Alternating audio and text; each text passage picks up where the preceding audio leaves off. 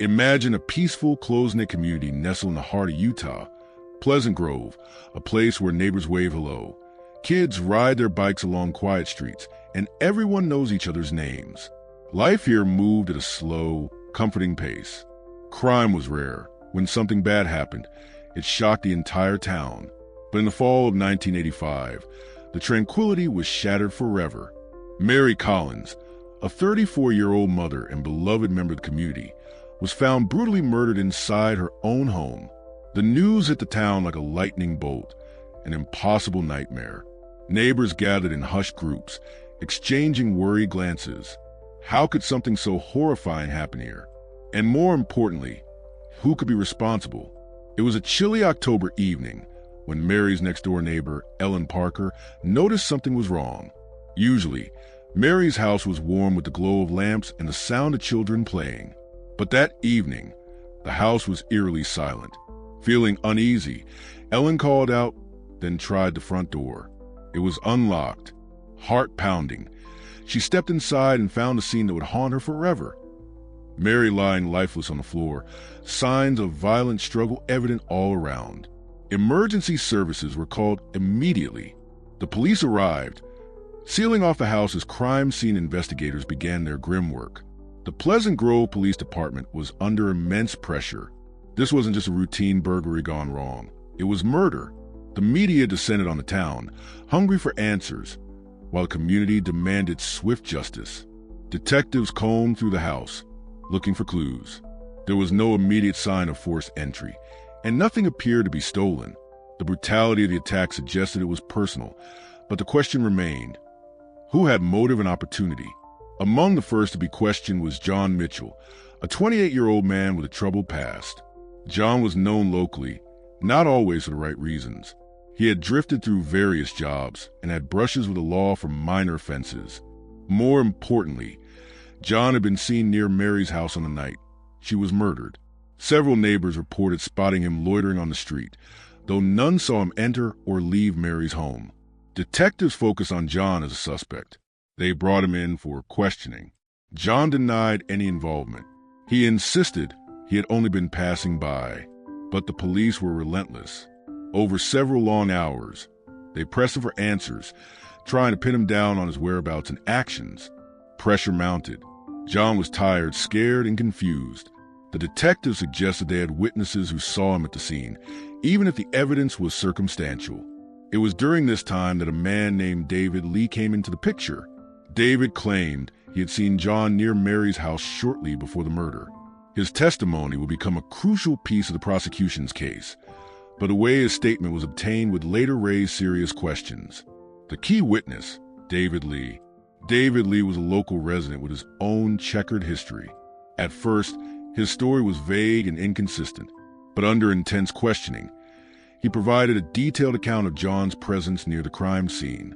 David's testimony aligned perfectly with the police's theory. It painted John as a suspicious figure lurking around Mary's home, someone who could have committed the crime. The case quickly moved to court. The prosecution built their narrative around John's alleged suspicious behavior and David Lee's eyewitness testimony. John's defense attorneys challenged David's credibility, pointing out inconsistencies and the possibility that he had been pressured into his statement. But the jury heard what they wanted to hear, a simple story of a guilty man caught red-handed. After less than 3 hours of deliberation, the jury returned with a verdict: guilty of first-degree murder. John Mitchell was sentenced to life in prison without the possibility of parole. The courtroom was heavy with silence and tears. Mary's family grieved, the community breathed a collective sigh of relief, and John's world collapsed. Convicted and confined, John faced a future behind bars for a crime he swore he didn't commit. But the story was far from over. John Mitchell's life behind bars was a world apart from the peaceful streets of Pleasant Grove. The cold, gray walls of the Utah State Prison were his new reality, a place where every day was a struggle to hold on to hope. The label of murderer weighed heavily on him. Guards watched him with suspicion, and other inmates kept their distance. The isolation was suffocating, but John refused to let despair consume him. Each morning, he woke with silent vow to survive, to endure, and most of all, to prove his innocence. Outside prison, John's family grappled with their own heartbreak. His younger sister, Susan Mitchell, refused to believe her brother was guilty. Susan became a relentless advocate, dedicating her life to uncovering the truth. She pored over court records, interviewed witnesses, and reached out to lawyers and journalists who might help reopen the case. Despite the stigma surrounding John's conviction, Susan held on to one belief: that the justice system had made a terrible mistake. Early appeals and roadblocks. The road to justice was long and filled with obstacles.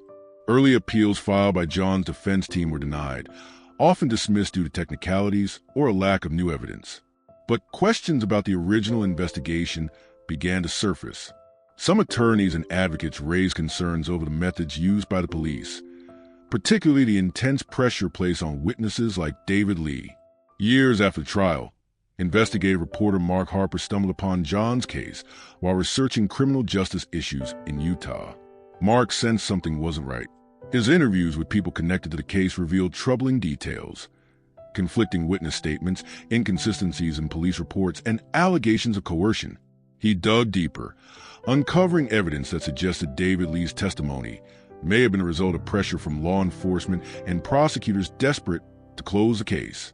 As Mark published a series of articles exposing these problems, public opinion began to shift. Community members who once believed in John's guilt started to question the integrity of the investigation. The media attention put new pressure on local officials. Some began to call for a thorough review of the evidence and the circumstances surrounding the conviction. For John, each new revelation was a bittersweet reminder of what he'd lost and what he might still regain. Locked away for years, he clung to memories of family gatherings, warm summers in Pleasant Grove, and the simple freedom of walking outside without fear. The fight for justice was no longer just about clearing his name. It was about reclaiming a life stolen from him. The Breakthrough and Redemption next, where we explore the crucial forensic developments, legal battles, and the Utah Supreme Court's decision to overturn the conviction. The 1990s and early 2000s brought groundbreaking advancements in forensic science. DNA testing, once a novelty, became a powerful tool to prove guilt or innocence. For John Mitchell, these scientific breakthroughs represented a glimmer of hope. With persistent legal efforts and growing public support, his case was revisited. Investigators re-examined the physical evidence collected from Mary Collins' crime scene, blood samples, fibers, and other forensic material that had been overlooked or improperly analyzed during the original trial. When the DNA results finally came back, they shattered the prosecution's case. None of the biological evidence matched John Mitchell. Instead, the DNA pointed to an unknown suspect, someone who had never been considered during the investigation. This revelation rocked the foundations of the case and cast a dark shadow over the police and prosecutors who had secured John's conviction. Legal battles and courtroom drama. John's lawyers filed motions for a new trial based on the DNA evidence and the newly uncovered misconduct surrounding witness testimony. The state fought back hard, reluctant to admit mistakes that could undermine confidence in the justice system. But with mounting public pressure and overwhelming evidence, the Utah Supreme Court agreed to hear the case.